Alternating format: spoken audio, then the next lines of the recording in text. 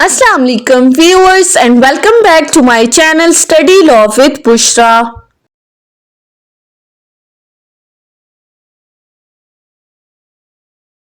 So we were discussing Punjab Tenancy Act 1887. We have discussed up till section 76. In today's video we are going to discuss section 77.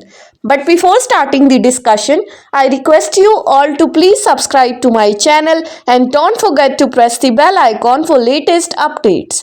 Do share this video with your friends and don't forget to comment your feedback. So let's move towards the discussion.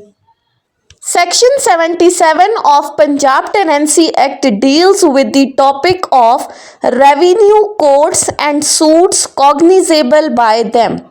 अब इस section का अगर आप title देखें तो इसमें हमें क्या बताया गया है, रेवेन्यू कोर्ट्स के इख्तियारात बताए गए हैं।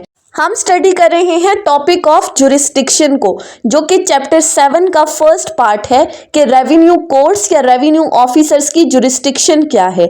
सो सेक्शन 77 बेसिकली क्या बता रहा है कि रेवेन्यू कोर्ट्स के पास किन किन सूट्स को सुनने के इख्तियारात हैं, उसकी कॉग्निजेंस की बात की गई है। Sub section 1, when a revenue officer is exercising the jurisdiction with respect to any such suit as is described in subsection 3 or with respect to an appeal or other proceeding arising out of any such suit, he shall be called a revenue court. अब land revenue act 1967 हम already discuss कर चुके हैं। अगर आपको याद हो तो वहां पर हमने कहा था कि बाज़ औक़ात revenue officer itself revenue court की तरह एक्ट करते हैं और पार्टीज के दरमियान जो भी डिस्प्यूट अराइज होता है, उन डिस्प्यूट्स को जब वो सूट की शक्ल इख्तियार कर रहा होता है तो एज अ रेवेन्यू कोर्ट वो उन तमाम मैटर्स को डिसाइड करते हैं। सो यहाँ पर भी वही बात की गई है कि जब कोई भी रेवेन्यू ऑफिसर, अब सूट्स कौन कौन से जो सब सेक्शन 3 में डिस्क्राइब किए गए हैं, सब सेक्शन 3 हम आगे डिस्कस करेंगे, या फिर अपील से रिलेटेड या कोई और प्रोसीडिंग्स हैं जिनके अंदर एक रेवेन्यू ऑफिसर अपनी जुरिस्डिक्शन को रेवेन्यू कोर्ट के तौर पर, एक कोर्ट के तौर पर एक्सरसाइज करते हुए उनके दरमियान डिस्प्यूट्स को सॉल्व आउट करता है, तो ऐसी सूरत में उस रेवेन्यू ऑफिसर को रेवेन्यू कोर्ट कहा जाता है। Sub section 2, there shall be the same classes of revenue court as of revenue officer under this act। वही बात जो जितने रेवेन्यू ऑफिसर की क्लासेस डिस्कस हुई हैं, जब वो रेवेन्यू ऑफिसर कोर्ट के तौर पर एक्ट करेंगे तो वो तमाम वही रेवेन्यू कोर्ट्स के तौर पर कंसिडर होंगे।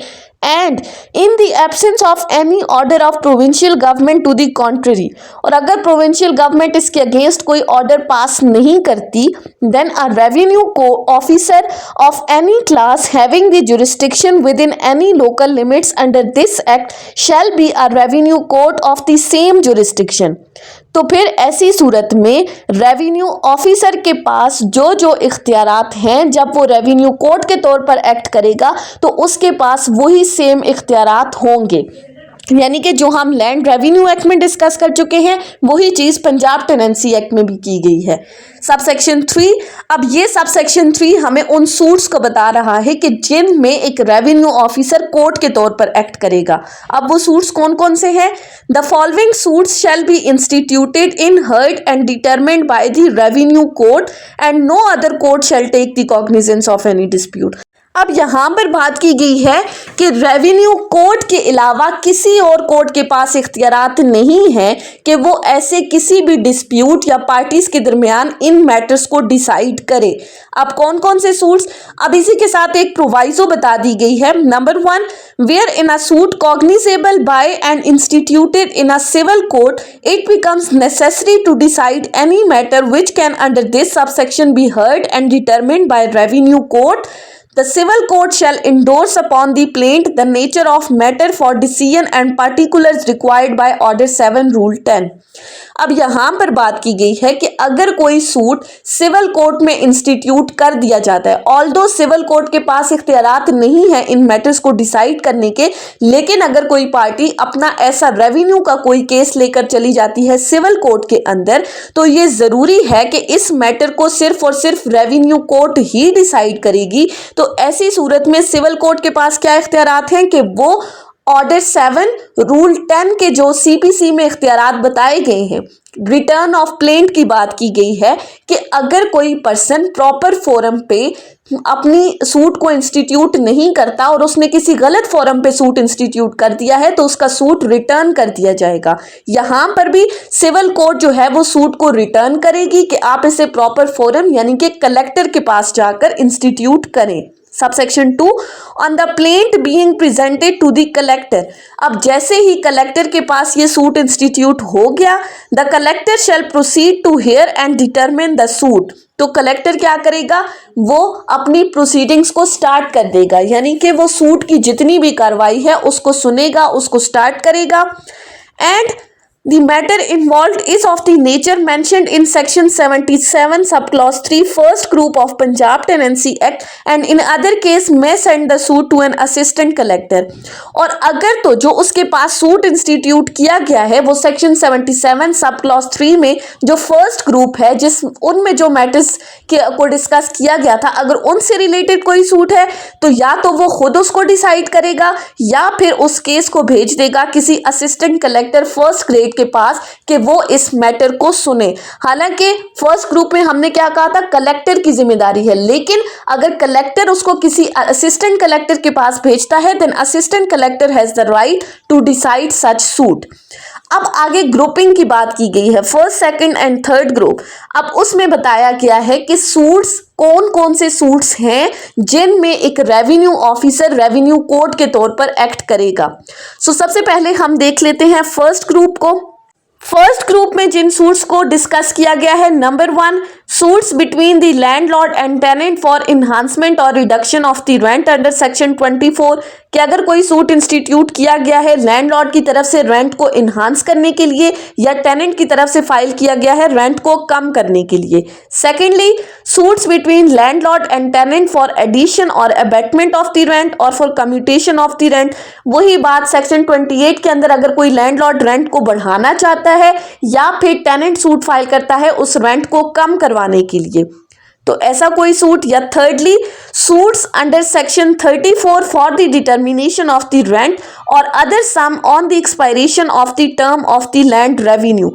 अब तीसरी बात की गई है कि अंडर सेक्शन 34 जो डिटर्मिनेशन ऑफ रेंट के लिए सूट फाइल किया जाता है या फिर suit relating to the rent to be paid under mortgage, वही बात के मॉर्गेज से रिलेटेड अगर कोई सूट फाइल किया गया है तो फिर फर्स्ट ग्रुप के अंदर जितने भी मैटर्स हैं इस सेक्शन के एंड में क्या कहा गया है कि कलेक्टर के पास ये पावर है कि वो फर्स्ट ग्रुप के अंदर मेंशन जितने भी सूट्स हैं वो इन सूट्स को सुनेगा और एक रेवेन्यू कोर्ट के तौर पर एक्ट करेगा। सेकंड ग्रुप की तरफ आ जाते हैं। सेकंड ग्रुप ने बात की, पहली बात कि अगर टेनेंट सूट फाइल करता है अपना राइट ऑफ ऑक्यूपेंसी स्टैब्लिश कराने के लिए और लैंडलॉर्ड प्रूफ करना है कि टेनेंट के पास ऐसा कोई राइट नहीं है, या फिर सूट फाइल होता है लैंडलॉर्ड की तरफ से किसी टेनेंट को इजेक्ट आउट करने के लिए, या तीसरी बात कि अगर इसी इजेक्टमेंट को ये टेनेंट कंटेस्ट कर रहा है जब उसको नोटिस वसूल हो गया है इजेक्टमेंट का, या फिर सूट जो है वो टेनेंट फाइल करता है अपनी ऑक्यूपेंसी को या अपनी पोजेशन को रिकवर करने के लिए या कंपनसेशन को रिकवर करने के लिए, या इन दोनों सूरतों में।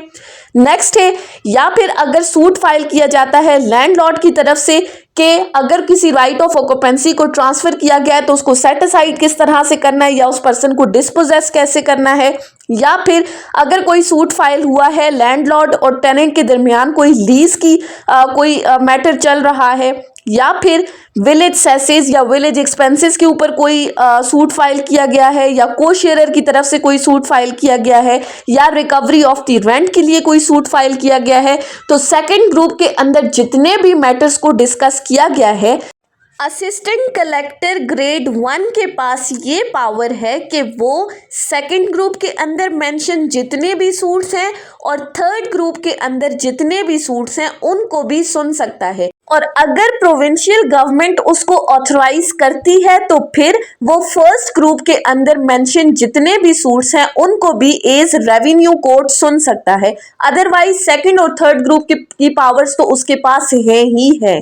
उसके बाद आ जाते हैं थर्ड ग्रुप के ऊपर।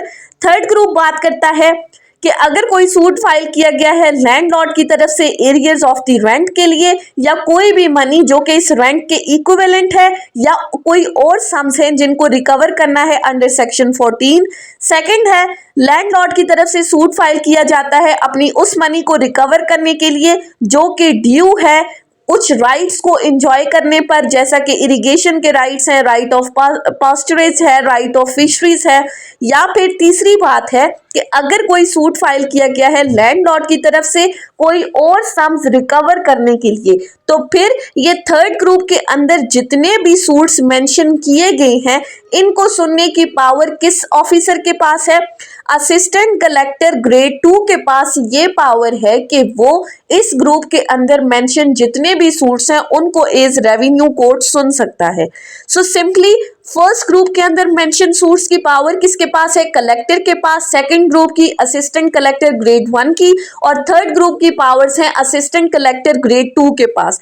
असिस्टेंट कलेक्टर ग्रेड 1 के पास सबसे ज्यादा पावर्स हैं बनिस्बत बाकी कलेक्टर और असिस्टेंट कलेक्टर ग्रेड 2 के। अच्छा, इसके साथ एक और लिमिटेशन ऐड की गई है।